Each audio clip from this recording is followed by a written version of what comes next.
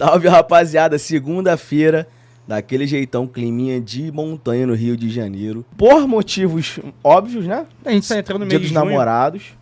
Chegando, é dia 9 de junho, né? 12. Que isso? 12? Não lembro, Nossa, gente. você não sabia dos Eu, sou- namorados. é que eu já sou casado, então, entendeu? Mas tu namorou bastante já tempo. começou o programa errado, É né? verdade, Já errei, né? começou Dia 12 de junho. falhando gravemente. 12 de junho, eu errei, fui casado, moleque. é o dia dos namorados. Fui Neymar. Eu vou fazer as coisas, mano. Depois Fica de tranquilo. casado não namora, não? Namora? Ah, então. Nossa, namora. Deixou de ser namorado? Pô. Doutora Nathalie Raibolt.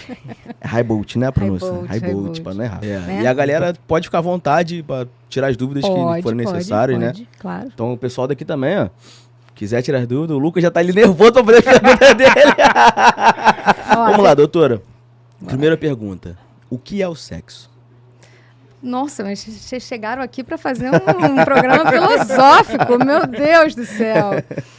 Acho que não tem uma definição tão fechada assim, e isso já é um bom começo aqui para a gente falar, né? Porque cada um vai experimentar isso de uma maneira, né? Então, no estudo da sexualidade, a gente adora falar que sexo não tem uma definição, né? Você não precisa que aconteça uma coisa específica, que tenha uma penetração ou que tenha um orgasmo necessariamente para você classificar aquilo como sexo, né? Então, é bom a gente ampliar justamente essa ideia, né? Mas é aquela troca que você sente prazer, algo que te dá um prazer físico, em relação à sua sexualidade mesmo, né? Então, a gente não fecha numa definição, mas é claro, né? Tem relação com a nossa sexualidade, com o prazer e com a satisfação. E de onde surgiu essa vontade da senhora de estudar isso, de querer passar isso pro povo? Eu já era ginecologista, né? A gente não tem esse treinamento em sexologia, não tinha, pelo menos, né? Durante a minha formação, e é uma demanda enorme, né, das mulheres, né? Então, conforme eu fui começando a trabalhar mais, atender mais mulheres, essa demanda continua vindo, né? Existem muitas O público questões. feminino, ele é muito maior do que o masculino? Não dá pra gente dizer isso, não. As questões são diferentes, né? Cada um vive as suas dificuldades em situações diferentes, mas todo mundo tem dificuldade, né? As mulheres, os homens. Então, existe também esse tabu de que os homens... pro homem tudo é fácil, pro homem tudo é fácil. Né? É claro que a gente tem uma construção de sexualidade, né? Da experiência sexual, da troca sexual, principalmente heterossexual, que muitas vezes prioriza o formato de prazer masculino, né? Então, muitas vezes você vai pensar que a penetração é a melhor coisa do sexo, e para as mulheres não é. Né? Muitas vezes não é assim, né? Não é a melhor parte, né? Não é aquilo que dá prazer para as mulheres. As mulheres vivem muito bem sem penetração, né? Isso a gente já sabe há muito tempo, né? Todo mundo na sexologia tem milhares de estudos mostrando que as mulheres não precisam disso para sentir prazer e para sentir satisfação, né? Então, para você ver, os problemas normalmente são diferentes, porque imagina, né? Nesse cenário, se uma mulher não precisa nem um pouco de penetração e um homem precisa muito de penetração, já deu confusão. É mesmo. A gente considera a saúde sexual está muito relacionada ao prazer sexual e aos direitos sexuais. Então, para que você consiga ter uma vida sexual saudável, você precisa ter os seus direitos garantidos, né? E aí sim, direito à expressão sexual livre, direito à segurança, direito à contracepção segura, né? Direito a você se expressar sem se sentir ameaçado, né? Que é o que a gente briga muito aí para as orientações sexuais diferentes, para as identidades sexuais, né, diversas. Então, você tem que ter esse direito garantido, e também você tem que estar sentindo prazer, porque se você está vivendo um lado, mas você não sente prazer, então a gente não considera que aquilo necessariamente está sendo saudável, né? Não vai estar sendo saudável. E aí, quando a gente fala prazer, o prazer é tão amplo quanto o sexo, né? A gente pode sentir prazer de várias maneiras, a gente pode sair satisfeito de um encontro sexual de maneiras diferentes, né? Então, se você tem prazer e se você tem os seus direitos garantidos, você se sente livre e seguro para viver aquilo, você tem uma vida sexual saudável. Quando a gente fala em educação sexual, a gente fala mais sobre isso, né? Sobre o prazer, como você pode viver o prazer, como você deve viver aquilo com prazer e com desejo e com consentimento, né? Hoje essa palavra também é muito importante para a gente ensinar para as crianças. Consentimento, né? O que você pode, o que que você tem que escolher estar ali, né? Existe o uso recreativo da pornografia, existe o uso inadequado, né? O uso problemático. Eu não gostei da pronúncia, uso recreativo. Recreativo. Porque é um entretenimento, pode ser usado... Quando a gente fala pornografia, a gente está falando de muita coisa diferente também, sim. né? Assim, então, a gente sabe que uma grande quantidade de tráfego da internet é para pornografia, né? Então, não dá para a gente negar que as pessoas não estão interessadas nisso. E, às vezes, a gente vai ver a estatística de sites de pornografia mainstream, né? A gente vê que a maioria das pessoas passa pouco tempo, passa menos de 10 minutos lá. Então, se você for parar para pensar, a maioria das pessoas, a maioria não está viciado, não está usando de forma problemática, a maioria está ali só resolvendo um negocinho e lá, vai, entra e sai. Entendeu? Essa é a impressão que dá essas estatísticas, isso é acessível, tá? Dá pra gente acessar e ver os números. Todo ano eles liberam os números. É bem interessante, inclusive, essa estatística. Aonde que acha isso? As pessoas... A gente tem estatística de um monte de coisa e a gente Tem nunca sabe onde achar um site nada. chamado Pornhub, que eles têm as estatísticas do ano. Isso aí não é um site pornô, não? É, então, mas eles têm só Eles têm estatística disso estatística do ano. Eles falam para todos os países, Hã? por gênero, tudo. É muito interessante, assim, você vê, né, qual o tema que a pessoa procura, o que procuram mais num país, o que procuram mais no outro, o tempo de cada país, o tempo de... Fazer um estudo. É, Literalmente é um estudo. é um Vou lá ver estudo de como é que o dados. brasileiro fica lá. Tem também. É muito interessante porque é surpreendente. Você fala, pô, nunca ia imaginar que isso aqui, as pessoas buscavam isso. Então, Legal. né, as fantasias, né, os fetiches, eles vão para todos os lugares inimagináveis. Não tem coisa que não exista, né? Porque acho que o importante que a gente trabalha nos atendimentos é quando tá ruim para você. Então, se você tá vendo que tem alguma coisa errada ali, que você tá desconfiada, você tá paranoica, já tá ruim, entendeu? Então, já tem que falar sobre isso, já tem que buscar ajuda, já tem que pensar como que você pode se comunicar, perguntar pro seu parceiro. Isso é um problema muito grande também, né? Essa comunicação. As pessoas não conseguem perguntar, nem falar o que elas estão sentindo, dizer o que elas querem. Às vezes é muito simples dizer o que elas querem, né? Você já disse para o seu parceiro que é isso que você quer, isso que você gosta. Às vezes é difícil essa coisa muito simples, né? Então, isso vai começando a gerar problemas. Mas não tem como a gente classificar algo como destrutivo dentro de um limite de parâmetro assim, específico, igual a gente faz num exame, né? A sexualidade não entra nesses parâmetros tão específicos. Mas se está atrapalhando a vida da pessoa, a vida do casal, isso já é problema. A libido hoje, o uso, né, esse termo é usado para falar do desejo, né? Do interesse sexual. Desejo, interesse, né? Virou isso que é a libido. Então, serve para qualquer dessas situações, né? E a libido vai, como ele já observou no início, ela vai oscilar de acordo com as situações de vida que você está. Toda a tua sexualidade ela vai oscilar com a tua vida. Então, não adianta você querer comprar um carro quando você está sem dinheiro, entendeu? Pô, nem fala. Não Tentei comprar uma semana passada. Mas... Rapaz, não tá deixando, rapaz. Né? Então, você vai ter momentos que você vai estar ganhando mais dinheiro, outros momentos que você vai estar mais apertado porque você teve um gasto que você não esperava, né? E a sua sexualidade, ela é muito assim, né? Tem momentos que você está muito, você tá muito disponível para aquilo, sua vida está tranquila, você consegue fantasiar, você consegue pensar, você está se sentindo super bem com o seu corpo, e aí sua libido vai funcionar muito bem. E outros momentos que, sei lá, você está deprimido, aconteceu alguma coisa, você está trabalhando muito, sua libido, seu interesse está totalmente voltado no trabalho, você só pensa naquilo, aquilo está muito interessante para você. Então, a libido oscila mesmo, né? O que a gente chama de libido, desejo, interesse, ele vai oscilar de acordo com a sua vida mudando, e a gente tem que entender que a gente sempre consegue mudar né, a nossa maneira de viver a sexualidade, né? Que você consegue fazer modificações ali. Porque senão você fica muito preocupado de, pô, como é que vai ser quando eu tiver 70, 80 anos e eu não vou ter mais ereção, não vou mais transar? Não, pode, só que não vai ser do jeito que você... Então, a gente sempre tem que pode... ser ali deitadinho. Vai ser diferente. A gente sempre pode mudar e experimentar coisas prazerosas de formas novas, diferentes. Se você fechar muito, sua vida vai começar a ter... Não dá pra fechar a casinha, né? Tem que estar sempre não dá pra você aberto.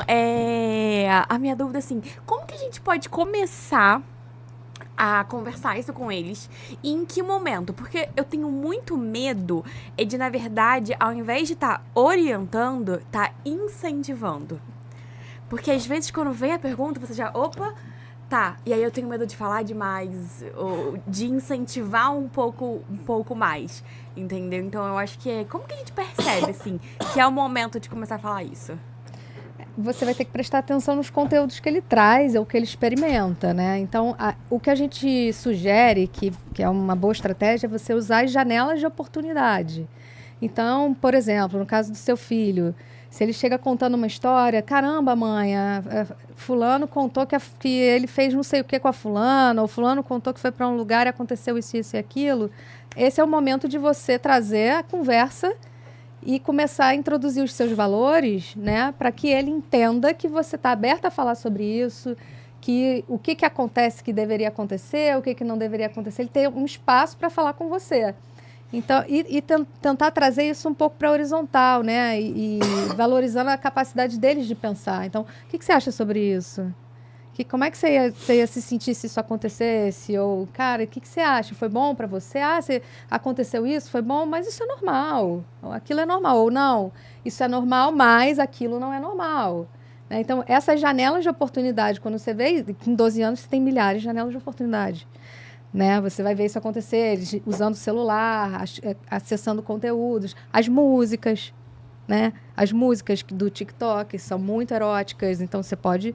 Essas janelas de oportunidade, né? Ah, tá bom, você tá brincando disso, mas, pô, você já parou pra pensar na letra dessa música? O que você acha? Né? É uma janela de oportunidade. E ali você vai, né? Não adianta a gente querer dar uma aula. Ah, olha só, isso aqui é assim, isso aqui é assado, porque você fecha esse canal de comunicação, né? Você tem que ser a melhor opção, é que você seja acessível, que você seja a origem principal da informação e ser um porto seguro, né? Uma segurança. Mas não tem quando, é sempre que você tem uma janela de oportunidade. Tem uma pergunta aqui no chat: como ajudar um parceiro ou parceira que está viciado em pornografia e já está interferindo no relacionamento? Acho que tem que trazer essa conversa clara, né? De que você está incomodada com isso, né?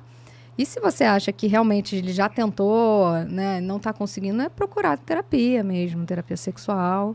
Uma terapia de casal, talvez? Ou própria psicoterapia, terapia de casal, ideal para resolver essa questão entre eles, mas para resolver a questão individual, uma terapia, porque normalmente é isso, a pessoa está colocando aquilo no lugar de alguma outra questão que está incomodando, né? A gente tem que olhar isso direitinho, né? Os comportamentos que tendem a compulsão, né? Você ficar repetindo aquilo, eles têm esse lugar e a pessoa às vezes sai de um para outro, né? Quem tem uma tendência a essa dinâmica de compulsão, sai de uma compulsão, vai para outra. Mas a pornografia, ela não é aditiva, tá? Ela não é igual uma droga que você tem abstinência quando você não vê. Ela não é aditiva, né? Ela não tem um efeito cerebral químico, igual remédios que você toma, drogas que você usa, tabaco, né? Tabaco, essas coisas, tem efeito químico. Você tira, realmente tem uma confusão que acontece no seu cérebro para você se adaptar àquela nova condição. A pornografia não, é uma questão comportamental. Então tem que parar para entender por que aquela pessoa está exibindo esse comportamento. Quando que ela usa, quando que ela sofre, o que acontece, né? E aí quando a gente vai entendendo melhor, a gente vê que tem outras camadas e que às vezes o sexo nem é o problema. A gente está numa geração que, infelizmente, ela utiliza muitos remédios, muitos antidepressivos. E acho que é um mal da geração, né? A gente tem uma geração que consome muito disso. E até que ponto os remédios antidepressivos podem influenciar na vida sexual? Boa pergunta.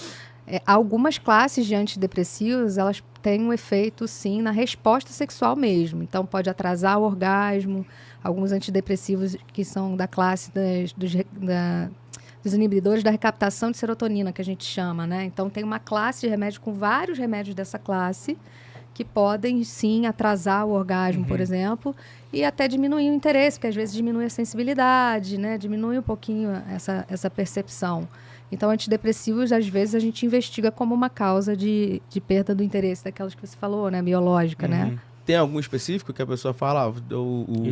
Toda essa classe dos inibidores da recaptação de serotonina. Paroxetina, fluoxetina, vários. Esses aí, rapaz. Tomou o quê? Já tomou. E fez diferença? Pra falar, já tomei fluoxetina. Atrapalha. Atrapalha. Tipo, no início, você sente um um superpoder, né? De estar atrasando um pouquinho, mas depois fica ruim. Atrapalha mesmo. Poder de estar atrasando um pouquinho. Mas aí depois você vê que perdeu o controle. Tô firme aqui. 1 hora, 2 horas aí, o bagulho tá ficando... Vai sair não? Não, Isso aquela é. sensação que de... fica triste já, pô, porque é a sensibilidade, né? O que a doutora tá Exato. falando sobre sensibilidade. Você vai ficando... É um sentimento de dormência mesmo, tá lá, tá É trabalhando, dormência, né? você não sente Não prazer, existe. você não tem a sensação, você fica confuso, Mas né? É estranho. Vamos botar na penetração. Existe um tempo assim que você fala, pô, cara, aqui, entre essa margem aqui é o ok. Menos que isso, é precoce, mais que isso, tu já tá tomando muito fluoxetina. É porque isso é relativo na experiência que você está vivendo. Então, por exemplo, a gente tem casos de mulheres que têm uma doença chamada vaginismo, uma entidade chamada vaginismo. É uma contração involuntária da parede vaginal que dá dor. Para essa mulher, uma penetração rápida tá ótimo. Entendi. Né? Então, isso é individual. Quem vai dizer quanto tempo você dura, se é satisfatório, o que a gente vai olhar para isso? Qual é o teu nível de satisfação? Normalmente, quem está procurando ajuda não tá satisfeito. Então, não importa o tempo. Sim. Importa como você entende aquilo, como você está experimentando aquilo. Se aquilo está sendo terrível para você, entendeu? Pode durar 40 minutos, meia hora, 10 minutos, não importa. Aquilo está sendo ruim para você. Porque aí a gente vai entender por que é ruim para você. Né? Sim. Então, como que a gente pode ajudar essas pessoas que já estão numa idade, assim, mais avançada e tem que se redescobrir nas formas de sentir prazer? Muito interessante isso. Eu acho que a gente tem que reforçar justamente a permissão ao prazer. Acho que para as idades mais avançadas é o mais difícil, né? Porque existe essa cultura de que a partir dali, né, até da medicina mesmo, né? Você não precisa mais ter relação agora. Agora você não precisa mais namorar, você não precisa mais, né? A sua avó não quer mais sair para namorar, conhecer ninguém.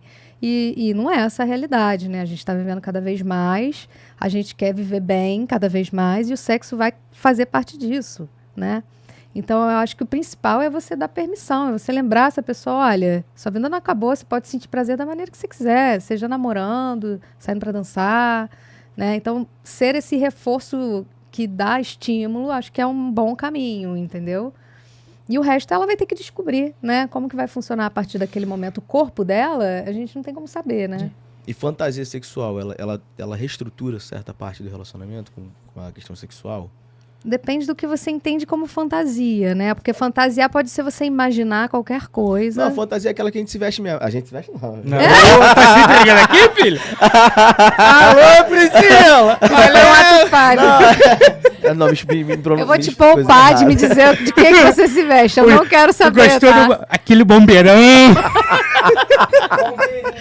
Caraca, como Bombeirinho. meia palavra errada. Escorregou aqui, ó.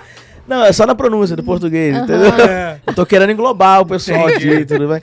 Quando as pessoas se fantasiam de alguma forma, por exemplo, a mulher de enfermeira, isso, aquilo, isso pode gerar algum Então, eu acho que depende do problema que você está vivendo, né? Às vezes o negócio não é esse, né? Mas se o problema que você está vivendo no sexo, no relacionamento, é falta de repertório, né?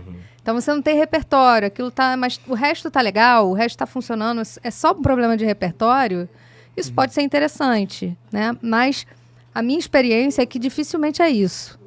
Dificilmente é essa questão, né? Isso vai funcionar mais para um casal que já está bem ajustado no sexo e passou por algum momentinho ali, que teve outras coisas, está cansado, e volta. Mas já funciona bem. Agora, um casal que está há muito tempo se desentendendo, distanciando, né? Isso a gente vê muito no consultório, né? Às vezes a distância fica assim, um não fala e o outro não se aproxima, porque se aproximar vai virar sexo, ele não quer o sexo, e aí o negócio vai ficando muito distante. Nesse caso, não adianta você se fantasiar, você pode vestir do que for, assim, não vai. Eu acho que esse foco no desempenho muito voltado para o que é especificamente esse prazer, né, de penetração genitalizado, acho que a gente não precisa ficar tão preocupado com isso e pode curtir mais, se não for assim, entendeu? Ótimo. Viu? Não se preocupe com a penetração. E não se preocupa mesmo, tá? Assim, já falou, é mito.